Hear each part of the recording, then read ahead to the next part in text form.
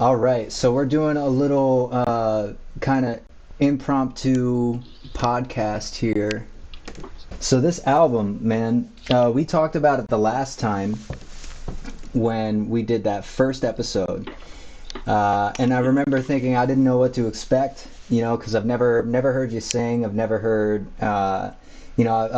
we're all very used to you just being a beat maker and sort of just throwing your stuff out there, and we all use it. So this is a total switch from all of that. And the first thing I want to talk about, because the album is basically just vocal melodies, guitar riffs, and arpeggiations, and all kinds of really intuitive programming, lots of cool stuff. So I already know like the influences that I'm more or less like intuiting from hearing it are what you're into, but I just want you to sort of break down like what is your foundation for this musical style that you're in? Right on. Well, I mean, when we were talking earlier, last podcast, it was just in its beginning stages. But with this project, I wanted to, like you said, branch out from just beat making and really kind of test my ability as a real like song maker and songwriter. And probably my biggest influence for that specifically is well, the Beatles, I guess. Paul McCartney specifically. Like when I started this album, he was I was essentially just trying to emulate Paul McCartney, but I mean, in the past 12 months, I've really kind of had a musical renaissance, like in terms of my music taste, discovering a lot of new stuff, and I've a lot of like Leonard Cohen, Velvet Underground, Okay. Fleetwood Mac, Radiohead, just a lot of stuff that emphasizes really solid songwriting without sacrificing like feeling, I guess, or Right. enjoyability. I mean, that seems to be the overall theme is feeling, and I actually shed a few tears just kind of like getting into the vibe. I mean, uh, Radiohead, Beatles, those kinds of like the way that the emotion is displayed really is something that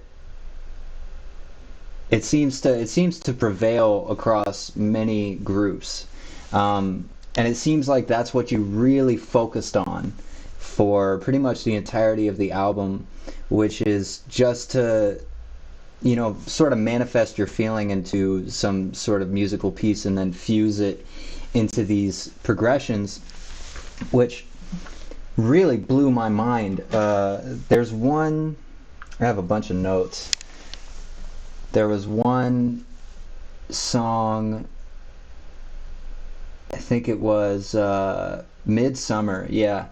Mm. Midsummer, which comes in like a almost like a pop punk song with the way that it's being written, and then the structure is very ethereal and indie, and then as it moves on, it becomes even more ethereal, and just the way that because I honestly like I've heard stuff like it, but then the way that you're doing it really feels like a contemporary pull out of all of that.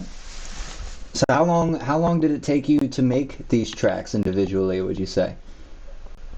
Yeah, well, Midsummer, for example, that's really a child of a track. Just pulled from a bunch of stuff. Didn't expect it to work, but I guess I kind of got lucky there. But I mean, I'd say it varies from track to track. Like Alaska, for example, I had a idea of it. I had a really rough demo like last summer, and I didn't finish it until like last December.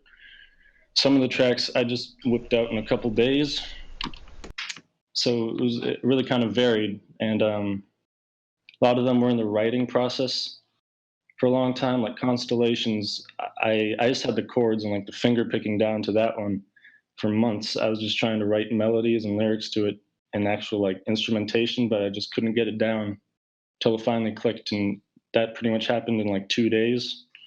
From just like the finger picking guitar part to a finished song was just like 2 days. So it process was kind of sporadic sometimes. Yeah, I sometimes had to get creative because I did have access to a professional studio. I was but I only was able to go in like 2 times, so I didn't get much use out of it. But um, all I really have at my house is an acoustic, an electric guitar, and a kind of out of tune piano. So I had to kind of get creative with every other instrument. Like, for example, a lot of the bass lines on the song, I don't have a bass guitar, so I just used my electric guitar, played the bass lines on like the bottom string, then pitched it down an octave, kind of like I think Jack White did that. Then I mixed it like I would a bass. There's some organ on the track, and that's all digital, just like a synth. It's mostly about how you mix it, really. And most of the drums are like on Midsummer. That's all sequenced digital drums, which could be kind of hard to get down sometimes. So I also sampled a few of the drums on some of the tracks. Okay. So these drums in, because I hear a lot in there that sounds like live drums. So are you emulating live drums? Yeah, I mean, ideally, I would have recorded live drums, but I don't think my drumming chops are like to that level. And also, didn't have much access to live drums. So I did my best to kind of give the impression of live drums. And if I couldn't with digital drums, then I just sample live drums. Okay. It sounds really, really good, but I've been thinking about this for a long time that it seems like the more what's the word? The more particular and precise you are with the way you program drums, the more live they can sound, which seems counterintuitive. It seems like more if you were to just throw shit around and be more loose with it, it would sound great and sound live, but it really doesn't tend to work. But then again, that's probably just a reflection of my own process. So, did you go to a studio at all for any of this, or did you do it all from home? Yeah, so this was actually, I guess I should give some context to the album. I'm graduating high school this June, and there's like a senior project everyone has to do. Like it spans the whole school year, and so I figured I'd make an album because I wanted to spend the year doing something I enjoyed. And my I was supposed to have a mentor, someone who was experienced in the field and who would mentor me. And that for me was a guy named Hunter Ellis, really talented musician. He's got like decades of experience, and he definitely helped a lot. And he gave me access to his professional recording studio, but he lives kind of out of the way. And a lot of the times when I wanted to get something down, I wasn't able to go to his studio, so I just did it at my house. And the only stuff I really recorded in that studio was some of the drums and some percussion. I don't think any of the instruments were from that studio. Okay. Okay. So that's really cool. Yeah, that was going to be like the central piece of what I wanted to talk about, which is really why you made the album and more or less what it's about, which of course you've already told us is it's about your emotions is a very personal sort of piece of work. But I wanna dig into that the senior project because I'm a big fan of coincidences because the word coincidence is just a coincidence. It doesn't imply anything random. And the more or less the fact that you're at this point in your life and then this opportunity for a senior project comes. One thing I'm wondering is how have people reacted so far? Yeah, well, this is. I only really told people in my personal life that I make music pretty recently. Like I told my mom like a few months ago, and this is the first like. Not only is it the biggest project I've released, it's the first thing I've released to like everyone I know in my real life. So I was kind of nervous about that, I guess, but the reception's been all really good. People seem to like it, and I haven't got any negative reactions. So, Well, with that said, how do you feel about it now that it's done? You've put it out. Of course, I'm not going to insinuate this, but I'll say for myself that anytime I finish something that I feel like I've worked very hard on, it usually only takes a week for me to turn around and find a bunch of things that I wanted to change about it, or if I had more time or whatever it may have been. So how do you feel now that you've sort of come out of this? What are you chasing next? All that. oh yeah, I definitely have my a few regrets on the album, but nothing too drastic. And I mean, for me, making music is a lot funner than having made music. So the initial high of people listening to your work and giving you feedback and enjoying it, that's all nice. But I already do have my set sight on more music. Still working on more stuff. I have some like just project ideas bubbling around in my mind, though I'm not rushing into anything. Okay. Um, can you talk about the I mean, I won't pry, but can you talk about the emotional journey of more or less writing it? Because I know performing it, getting it down is another thing, but writing it can tend to be like a very personal, surreal process. A lot of emotional tearing involves. Do you think it was a challenge, or was it something that just sort of popped out of you? Yeah, I mean it was a cathartic experience. Past, like I spent 6 months on this album, and those last 6 months were definitely a very complicated time in my life, and maybe not so directly, but I think it's reflected in the music. It really a lot of my influences and a lot of the songs revolve around uh, people in my life. Two of them, well, two of them. One of them was a girl I was dating right before I started the album. Then we broke up, and that was pretty good for uh, writing songs. So, but another was a girl I just have a complicated relationship with, and that also came through in some of the songs. But the third one was the last track is called "Beautiful Morning" in parentheses for Amelie,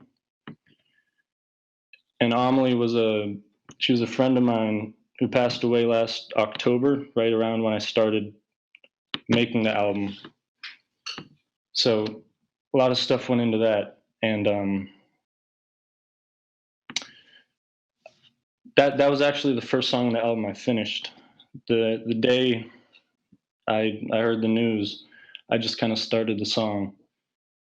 Um, I went away for an overnight thing the next day. Then when I came back, I finished the song, and that was definitely an instance of just kind of music just flowing out of you and just kind of happening. I didn't really have any plan for the song or how it was going to turn out.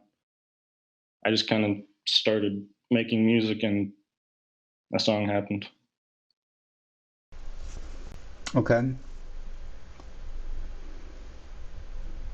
You know, there's an aspect of this which I more or less have. It's not that I know you very well. It's just that I know that you're not huge on like having a bunch of credit thrown at you and all this attention. You're very pulled back and sometimes dissociated, which I personally respect a lot.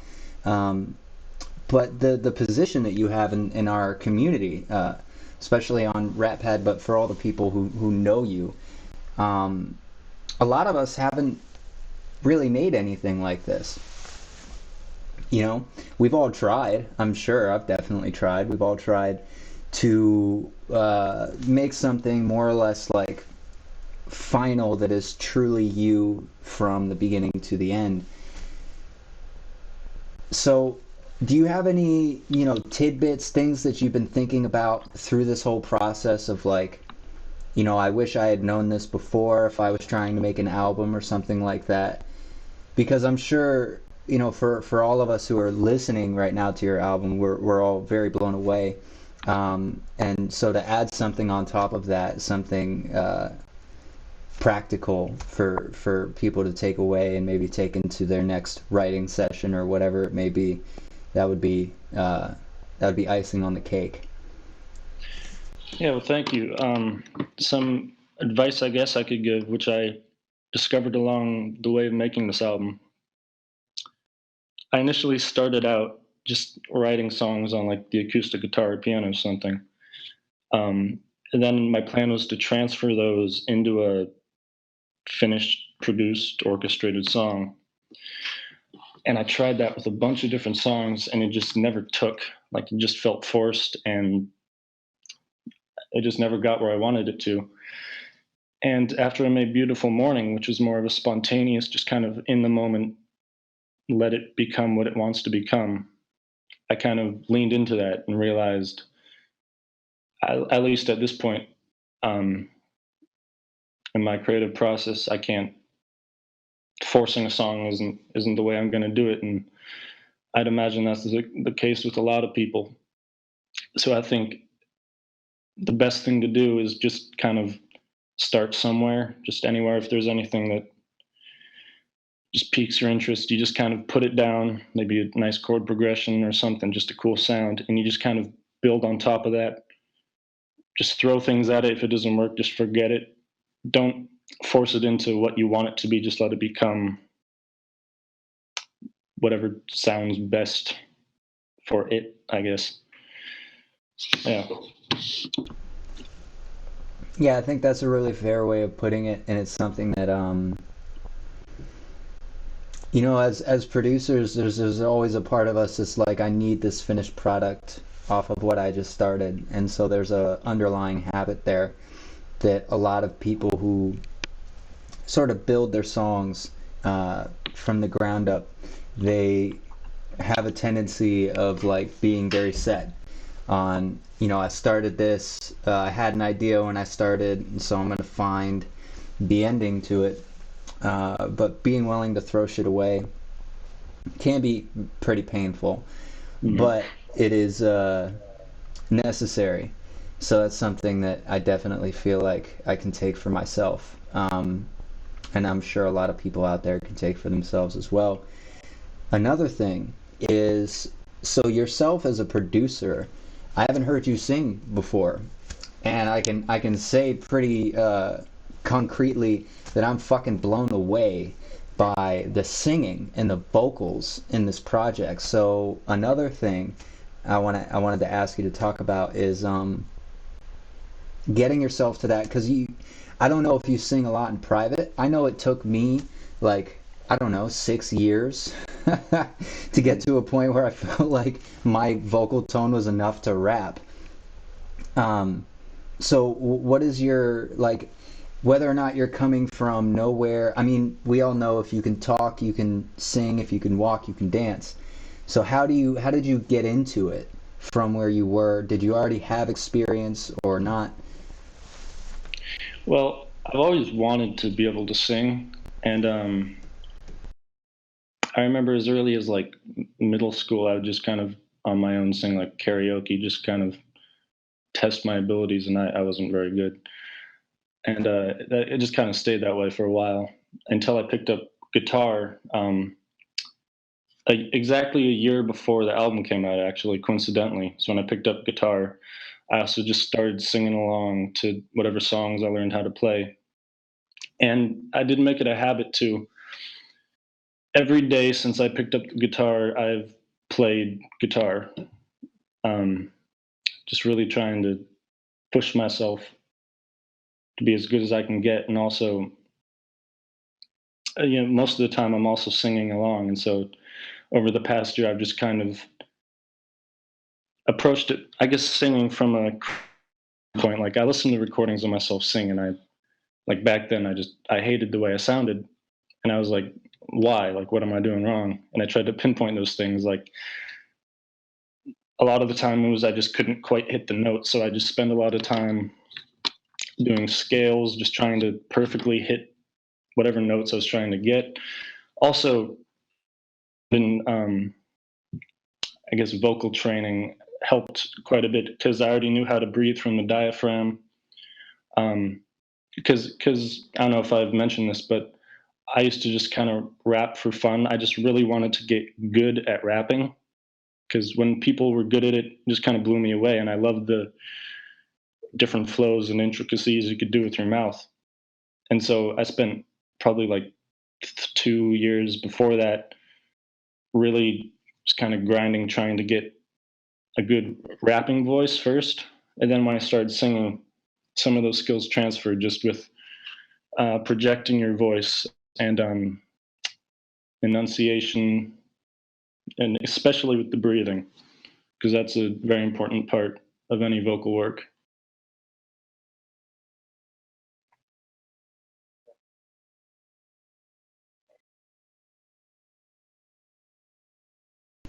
Was it a challenge to put yourself out there like that, or was it something that you feel like you'd trained enough that it just happened? It definitely was the most, I guess, vulnerable part of the album for me. Just like because the number one question I actually got over the past few days is about the album is that you singing? Because no one else really knew I sang either. Um, and no, I'm not completely comfortable with my abilities yet. I'm definitely not a amazing singer. A lot like those takes you hear there, those a lot of takes took a lot of takes, and they could be better. And I hopefully I'll be better for my next project. But I felt I was at a decent enough place where I wouldn't die too much if people were to hear it. Okay, fair enough. I mean, just based off your tone, I can sense that you're almost like, it could have been better. I did the best I could, um, which I disagree. It really blew me away. I don't think I could accomplish something like that. Um, I mean, I'm sure given with time and energy, but to just to execute that kind of you're using your instrument or your voice as an instrument, but then you're really going all in with the layering, which I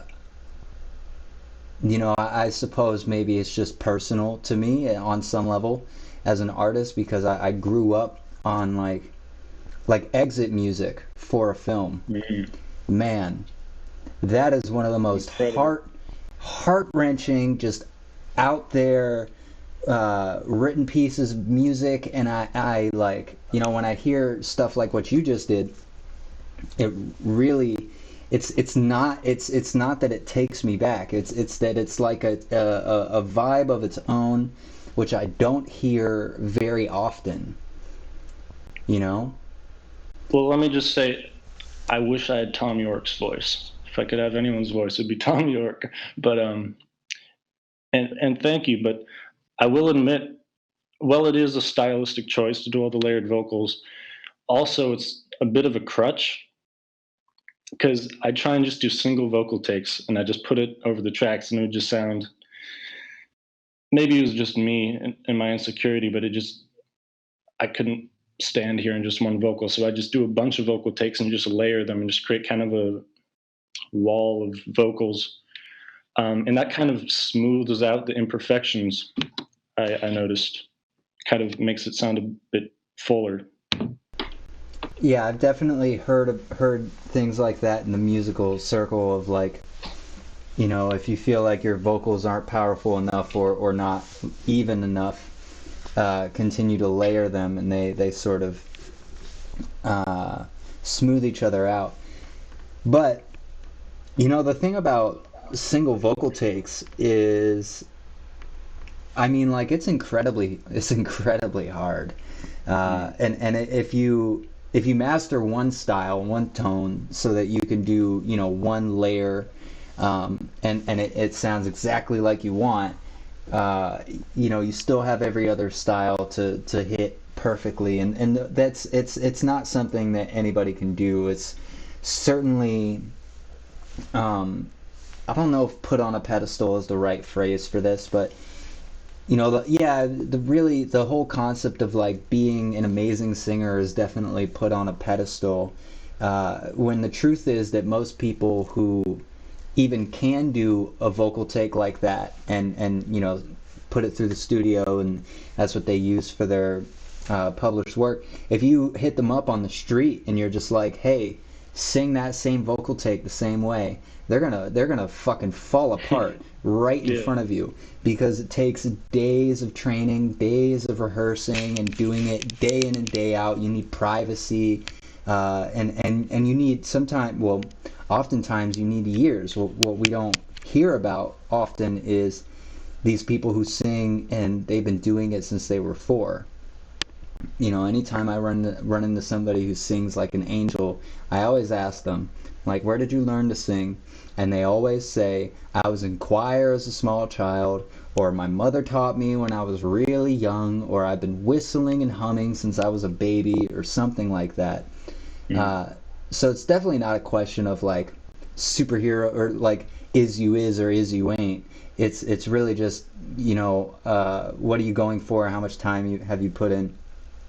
But in this case, again, it's just the whole thing, the way that it all unfolds, and especially each track with your intros and outros and the progressions, the key switches, just everything about it.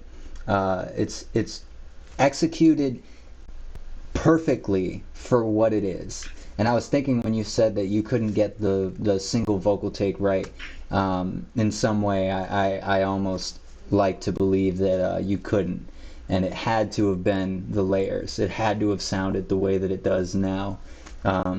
So in a way, I'm grateful that it didn't work out the first way, because man, I can't imagine this body of work really being another way aside from maybe you turning it into an entirely other thing. Uh, Me too. I think it does lend itself to an atmosphere with the big wide vocals, and a big influence on that, I have to just say, is Jacob Collier, who's, I mean, leagues above me with the singing and arranging. He just, I don't know if you're familiar, but we talked about him on the last one, I'm pretty sure. oh, did we? Yeah. Yeah, well, he's just mind blowing. Yeah, Jacob Collier is a personal favorite. And it's funny because he doesn't get much respect. Hmm. Like if you go, I've been trying to figure this out for years. Why the fuck Fantano hasn't reviewed a single Jacob Collier project? And it's just like, it's almost like he just refuses to give the guy any attention at all. And there are a few people out there like that. So Jacob Collier doesn't get brought into the whole like published works, like hip hop music. Like he doesn't get put next to Hiatus Coyote. He doesn't get put next to Radiohead. He mostly gets talked about as this YouTube guy. Mm. But the beautiful thing about Jacob is his what he's teaching about music theory, which really what he's teaching is all he's doing is explaining what he does. And he explains it to a whole lot of people who take videos and put it up on the internet. He managed to break out of what we call the musical sphere, because he learned the relationships of everything so well that he figured out where the leeway is. It's like knowing the rules so well that you can break them. And so Jacob is one of the rare people who can break the rules and still sound just fucking mind-blowing. And speaking of, your whole, because I mean you've been doing this for what, more than 6 years at least, right? Yeah. Did you teach yourself music theory, or did you go to school? I might have asked you this before. I don't think you did. I remember in like freshman year. Someone tried teaching me the 12-bar blues, but I forgot it. But no, I'm self-taught mostly. Well, yeah, I watch a lot of music theory YouTube. Um, I've just really been diving into the topic the past year, but I found like a lot of the stuff I've learned and like have learned the names to, I already intuitively kind of understood through my, like 6 years of making music. I kind of just found the limits, I guess, just myself, and I wasn't able to really put words to them. Um, but a lot of stuff that worked, I just kind of kept in my mind. And when I finally learned what those actually were and the terms for them, um, like I always knew how to make a very melancholic, beautiful sounding chord by stacking these certain notes. Then I started getting into music theory and I realized that's just a major seventh. And now I can replicate that however I want, mess with it however I want. Um, so music theory is a very useful tool um, that I've really just been getting into seriously the past year. And I'm hoping to go deeper. But yeah, what I've learned is just through experience and then putting names to it through the internet.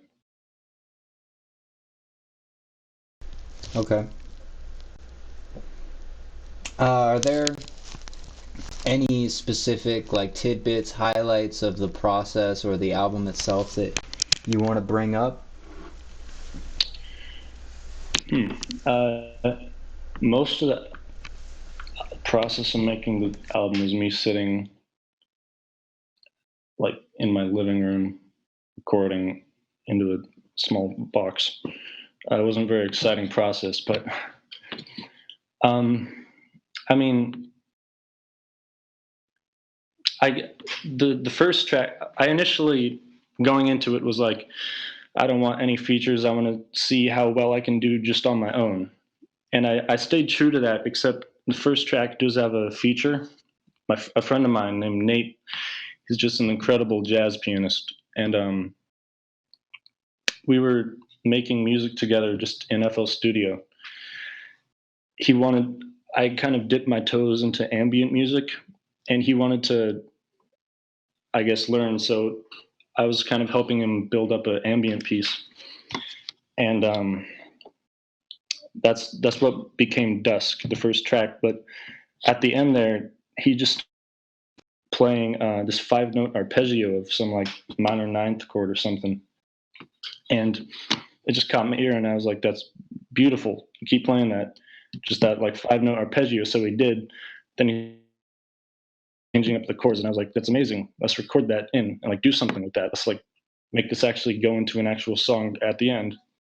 So he did, and I mean, that took months for me. It was just sitting on the shelf, but I finally figured out what to do with it and built up the that end like 5/8 section of the first track.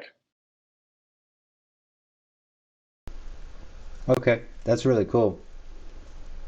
Again, it goes back to coincidences, and I really get the vibe. It's not related that I get the vibe, but from what I've gathered, all the information that I have now, that the album itself, in almost every way, is a coincidence. That the initial spark being your senior project, more or less mixing with all this experience that you've had, and then the life events that happen to be occurring in and around it, going into your writing, and then the whole process just kind of being touch and go until you finally got there, which it's incredibly inspiring. But with that said, I don't know if I really have anything else specific. I mean, one thing that I wanted to say was She Was Here for a Time Mm. is just such a strange piece, and it's so it I wrote something down for it. It sounds like Tom York maybe made that in a dream state while he was living out a childhood memory.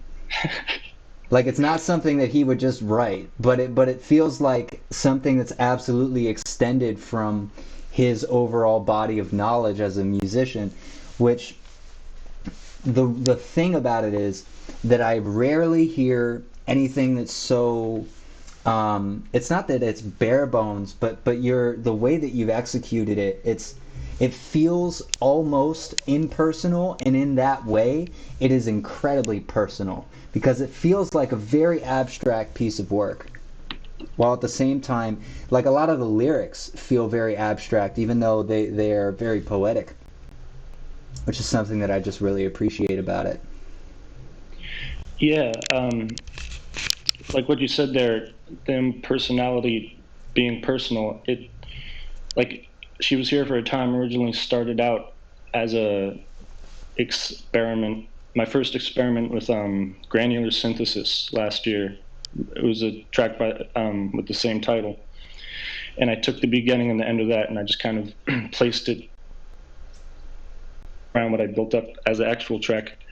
Hmm. But like what you were saying, I mean, all three of those women in my life who this album really kind of happened to revolve around, it's because of the time I made it, kind of went into that. And like you said, it's very personal stuff going into it, but I guess I tried to be vague enough with, I tried to fit all of those feelings into it. Um, and also that track was really a kind of expressing my love of electronic music and like IDM, Jamie XX and Aphex Twin. Jamie XX, his song "Sleep Sound" specifically inspired that one, and it just that yeah, that's another bastard child, I guess, where just a lot of different stuff went into it.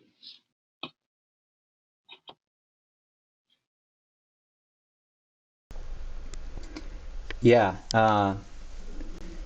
With all that said, I mean, it puts me in a state where I am thinking a lot about, what do I have on the table, and what can I do with it. And I mean, I've already said this way too many times. It's just very inspiring to me. So it puts me in a hallway with a million doors, and I'm looking around. I'm like, shit, I want to open all of these. But with that said, I really don't have anything else to do except grill you about your album. So um, I Fantastic. think I think you've given a lot, man. You gave us this album. You gave us some information about it, a little bit of advice.